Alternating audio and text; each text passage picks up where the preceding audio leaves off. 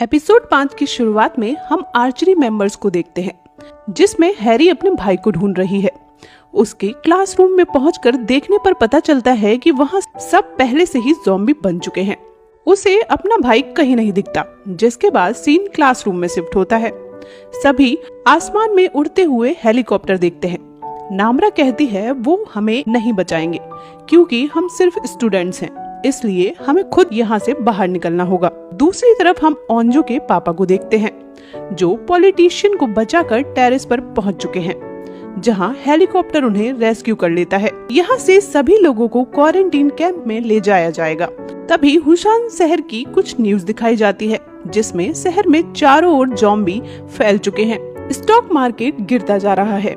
Korea में दूसरे शहर के लोग ये प्रोटेस्ट कर रहे हैं कि हुसांग के लोगों को उनके एरिया में ना आने दिया जाए, क्योंकि उन्हें भी ये वायरस लग जाएगा।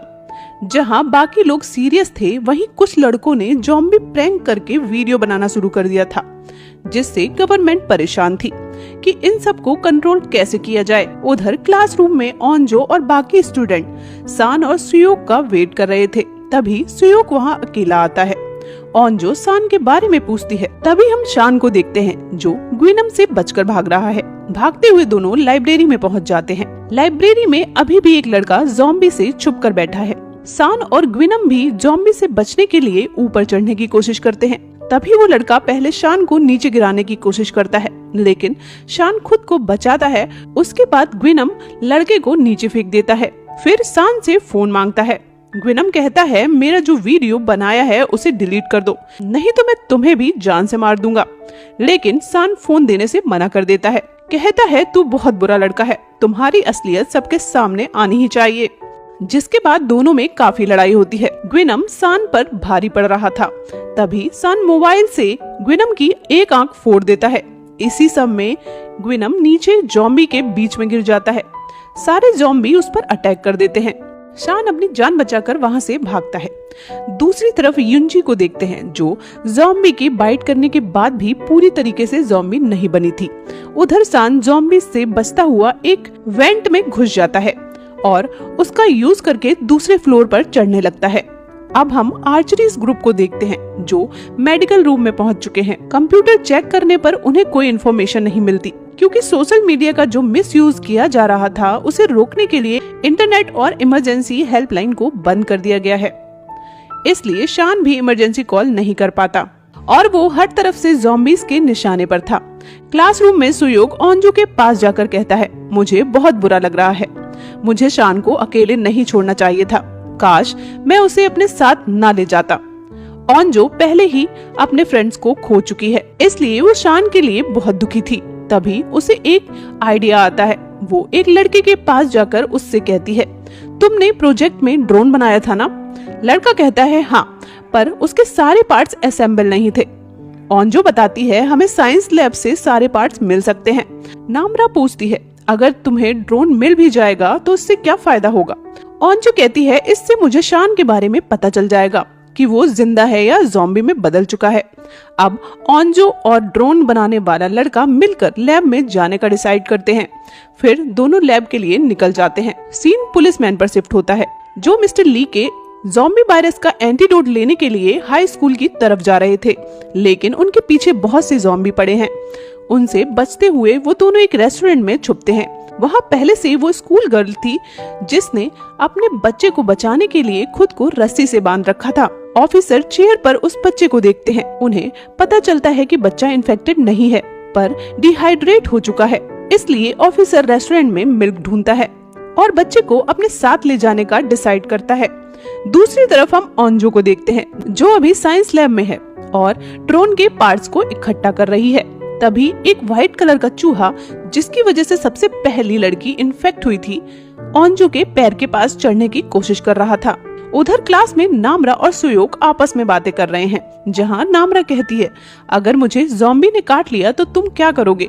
सुयोग बड़े कॉन्फिडेंस से कहता है, मैं तुम्हें कुछ नहीं होने दूंगा।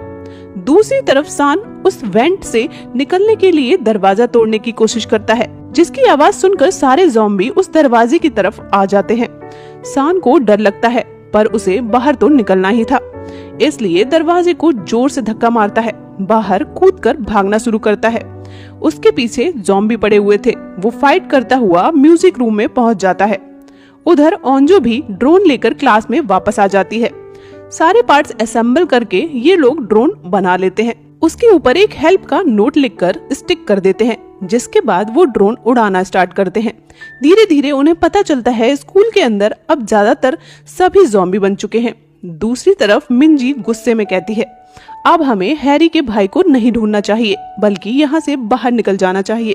हैरी कहती है, पहले हमें आर्चरी रूम में जाकर वहाँ से तीर लाने होंगे, तभी वो ज़ॉम्बी से बच सकते हैं। वहाँ एक इमरजेंसी फोन भी है जो सीधा मिलिट्री से कनेक्ट होता है। इसलिए अब ये सब रूम से बाहर निकलते हैं, एक दूसरे को कवर करते हुए खिड़की से डायरेक्ट ग्राउंड फ्लोर पर जंप करते हैं। वहीं हम देखते हैं सब ड्रोन से स्कूल में नजर रखे हुए हैं। तभी हैरी का भाई देखता है कि ज़ॉम्बी को एक तीर लगा है।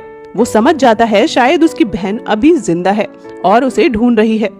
जिसके बाद उन सबको शान म्यूजिक रूम में दिखाई दे जाता है। उसे सही देखकर सब खुश हो जाते हैं। ओंजो शान से बात करने की कोशिश करती है, लेकिन ड्रोन से बात नहीं की जा सकती। शान को देखने के बाद अब सब डिसाइड करते हैं स्कूल के बाहर भी सिचुएशन को देखना चाहिए। क्या पता कोई ड्रोन देखकर उनकी हेल्प करने आ जाए। बाहर जाकर देखने पर हालात और भी ज्यादा खराब थे। रोड पर कई एक्सीडेंट हुए थे, वहाँ कोई भी इंसान नहीं था। तभी क्लास की एक लड़की कार को पहचान जाती है। ये उसके पापा की कार थी जिसका एक्सीडेंट हुआ था। सारे बच्चे कहते हैं हो सकता है कार खाली हो, तुम्हारे पेरेंट्स बाहर निकल चुके हों। लेकिन जैसे ही ड्रोन पास जाता है, कार के अंदर उसके मॉम डैड दोनों ज़ॉम्बी बन चुके थे। ये देखकर वो लड़की रोना शुरू कर देती है। अब हम एमएलए को देखते हैं जो ओंजो के पापा के साथ क्वारंटीन कैंप में पहुंच चुके हैं। वहाँ वायरस की वजह से बहुत सिक्योरिटी थी। जब एमएलए कंट्रोल रूम में जाने की जिद करती है तो गार्ड्स उन्हें चुप कराकर एक रूम में बंद करवा देते हैं, जहाँ पहले उन्हें चेक किया जाएगा कि वो इन्फेक्टेड तो नहीं। वहाँ कोई एमएलए की सुन नहीं रहा था। वहाँ ओंजो के पापा सिक्योरिटी गार्ड से कहते हैं उनकी बेटी हाई स्कूल में फंसी हुई है, उसे जल्दी जाकर रेस्क्यू किया जाए। जिस पर गार्ड उन्हें ये कहकर चले जाते हैं कि वो जल्दी ही कुछ करेंगे। इसके बाद हम लाइब्रेरी में देखते हैं जहाँ ग्विनम को होश आ जाता है। वो ज़ॉम्बी के बाइट करने के बाद भी पूरी तरीके से ज़ॉम्बी नहीं बना था। जैसे ही वो आवाज करता है, ज़ॉम्बी उसकी तरफ आते हैं, लेकिन उसे बिना बाइट किए चले जाते हैं। ये देखकर ग्विनम बहुत खुश हो जाता है। तभी हमें मिस्टर ली का एक फ्लैशबैक दिखाया जाता है, जहाँ वो बता रहे हैं 100 में से कुछ लोग ऐसे होंगे जिनका दिमाग ये वायरस पढ़ लेगा, और अगर इसने इंसान के दिमाग पर काबू पा लिया तो ये बहुत खतरनाक हो जाएगा, क्योंकि उनमें ताकत एक ज़ॉम्बी की होगी और सोचने समझने की शक्ति एक इंसान की तरह होगी। और अब ग्विनम भी उनमें से एक था।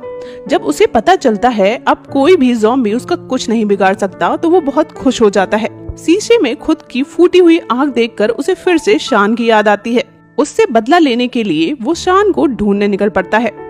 इसी के साथ ये एपिसोड यहीं खत्म हो जाता है। आपको मेरा एक्सप्लेनेशन कैसा लगा जरूर बताइएगा।